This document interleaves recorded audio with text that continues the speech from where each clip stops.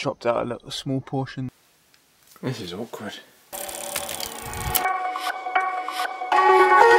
This is the shift sensor, and I've chopped it down so the cable length can fit. That's about the length I'm going to go for. Make sure it doesn't get caught in any of the wheel or chain or...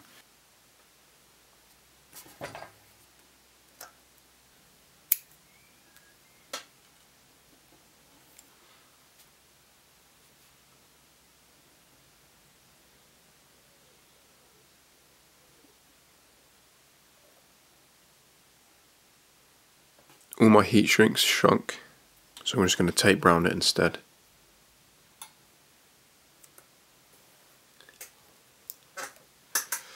Well, it's not pretty.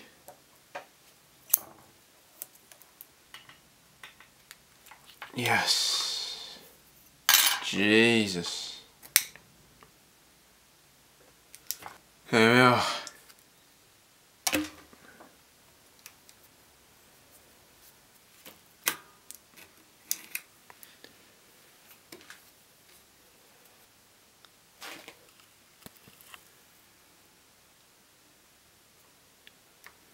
But first, we need to take this cable out. So we've got to pull the cable up through here. I've got no idea how this works.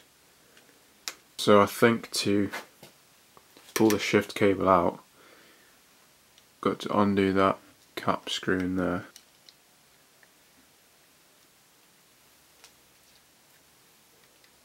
There it is.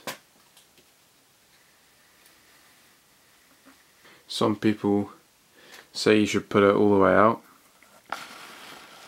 which you probably should to be safe, to make sure you don't cut through the cable when you cut through the housing in a minute. I'm going to risk it. I've pulled through, you know, that much, and that should be plenty. Now I'll attempt to chop this. There you go, nothing.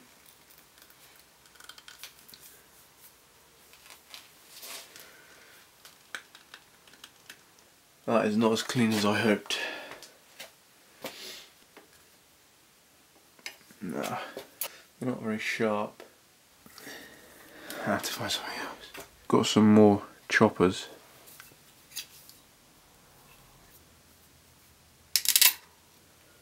That was a lot easier.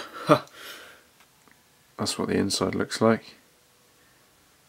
Hopefully as I push the cable through, it'll pop out.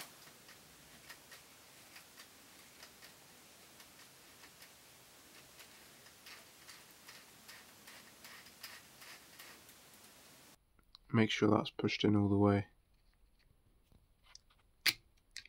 This needs to be pushed through there.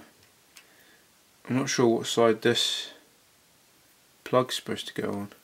So this shift sensor comes with one of these that goes into, I think, this end, but it doesn't come anything that goes into that end.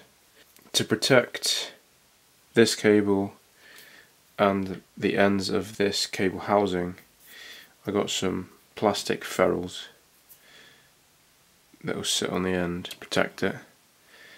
I can have one for each side.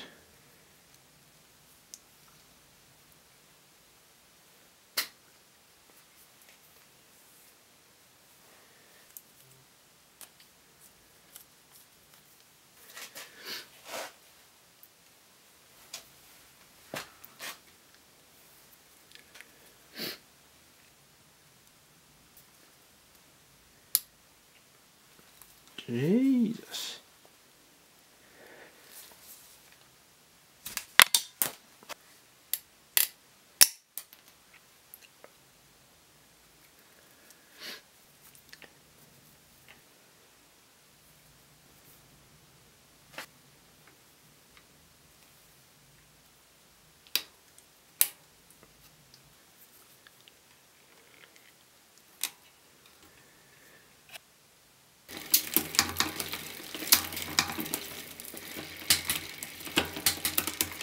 I found that my gears weren't changing particularly well, so you just need to make sure that this cable isn't too loose. It's not like really tight, but it's not much slack.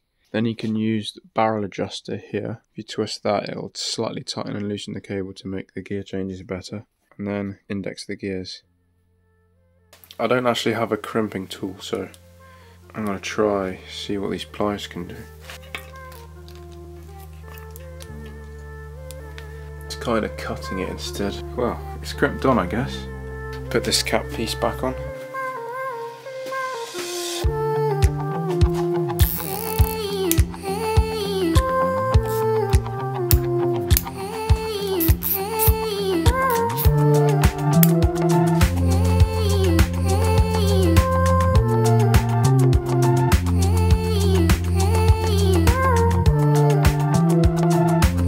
See if you can hear the motor kind of cut out for a split second as I change gear.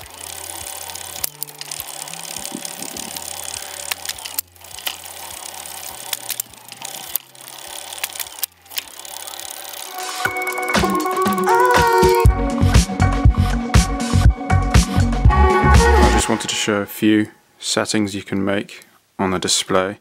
At the moment it comes default in kilometers an hour. And I haven't put my wheel size in, so it thinks I'm going like 30 or 40 kilometers an hour all the time. So to access the settings, there's a M button on the bottom here, which you press and hold, and then you can change this system to imperial because I want miles per hour.